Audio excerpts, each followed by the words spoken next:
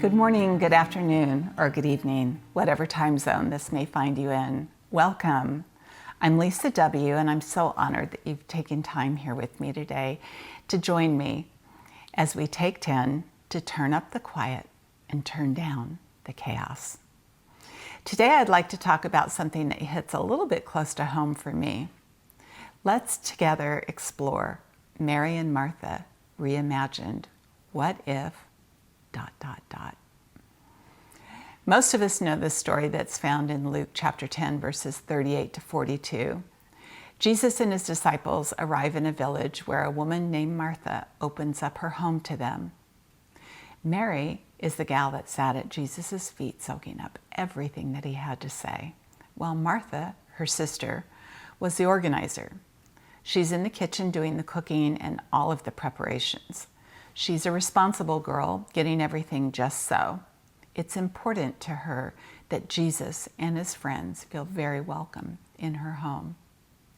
I've always had a soft spot in my heart for Martha because I'm more like her than I am like Mary. I too like things to be prepared nicely if people are coming to my home, and I want my guests to feel special and truly welcomed. That takes time and it takes preparation. So I can only but imagine Martha. Jesus is coming. And of course, she wants him to be well fed. She wants him to get the very best of what she has and to feel like she's done all she can to make him feel like a most treasured guest. As I was reading this, I struggled with some of the harshness I've heard over the years directed toward Martha. What was she supposed to do? Abandon the preparations? Uber Eats wasn't an option back then. Dinner had to be prepared, and she did not have the luxury of a microwave, let alone running water or electricity. As I reread this passage, some thoughts came my way. Mary and Martha reimagined. What if? So let's find out what that what if might be.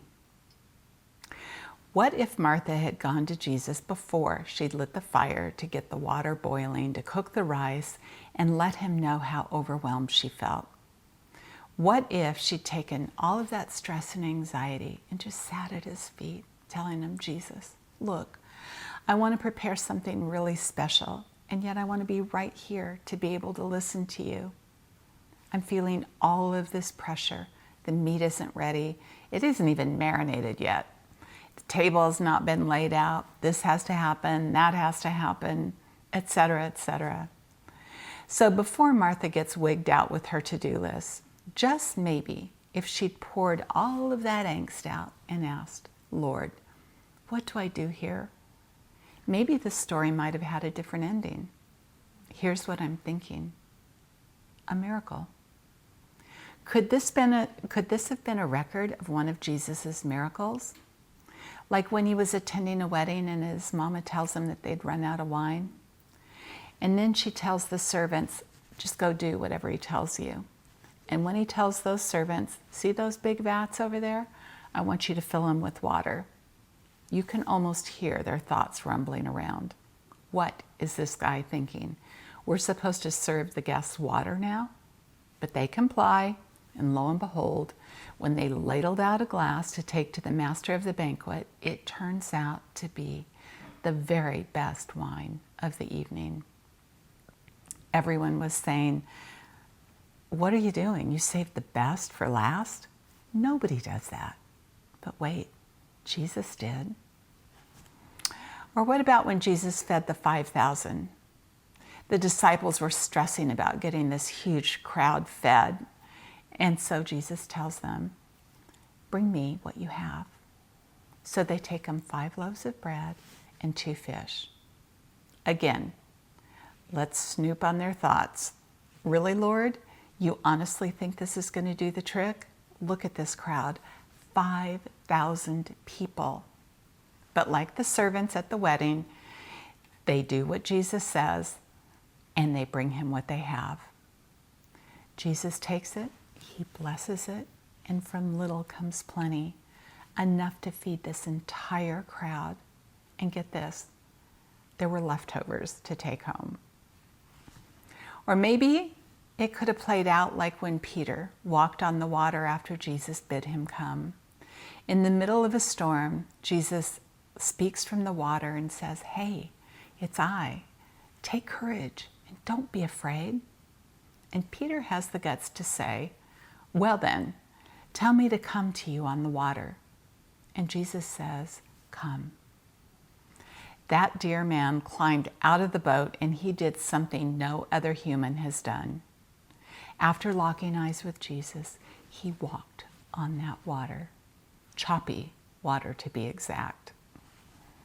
So just maybe if Martha had later upset at Jesus' feet right at the top of the scene, rather at the end when she finally gets so fed up and tells Jesus, "Hey, tell Mary to get herself in here and help me."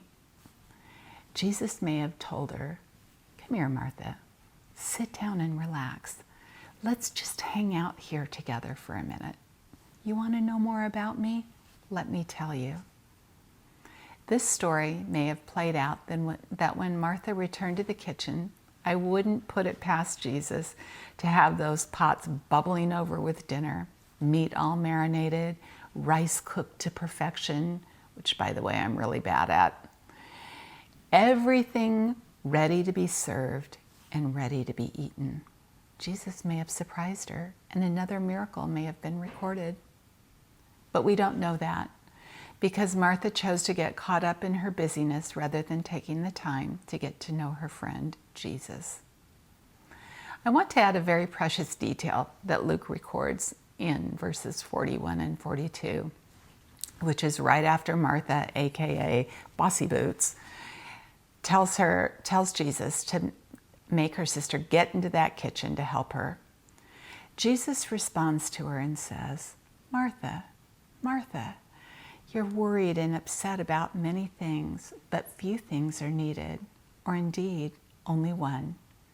Mary's chosen what is better, and it will not be taken from her." Why I say this is so precious is because Jesus showed utter compassion without judgment to this high achiever of a young lady. You see, repeating a person's name as Jesus did when he said, "Martha, Martha," is a Hebrew expression of intimacy. There are only 3 times in the Newer Testament that Jesus uses a person's name twice, and our Martha is the only girl. Jesus responded to her demands of him with tenderness and kindness. He acknowledged her stress. "You're worried about many things, Martha." He got her. You see, he actually created her with the skills of organization and hospitality, so beautifully woven into her being. Jesus then gently tells her the better way, the treasure that would never be taken from her. It was him. As I told you at the top, I identify with Martha, and I wouldn't be truthful if I told you that I don't stress over details. I do. In my world that I feel I need to neatly organize and have under control, Jesus bids me to come to him, even in my storms, to climb out of my cockpit of control and sit at his feet and soak in his peace that calm my storms. To trust him with every little detail. He bids me to hand over to him all that I have, meager as it may be, then stand back and watch how he can multiply what I have to not only meet my needs, but to even give me leftovers. Lastly, Jesus bids me to stop the train of worry when situations come my way that I just can't control. Like when wine runs dry, so to speak. As his mama would say, "Do whatever he tells you, Lisa." So will I turn to his words and his promises? Or will I wig out and try and fire up some old wine press at the 11th hour to go squeeze some grapes? I would be wise to listen and obey to God's voice, allowing him to direct and guide me. After all, he gets me. He made me exactly who I am. I'd like to encourage you to think of your busyness and anxiety, those 2 peace busters. Ask and listen for Jesus' direction, then see what he might do. You never know. He may have a miracle right around the corner for you. May God bless you as you journey toward Him into a deeper devotion and love as you sit at His feet. Hope you enjoyed this time together. Until next time, ciao for now.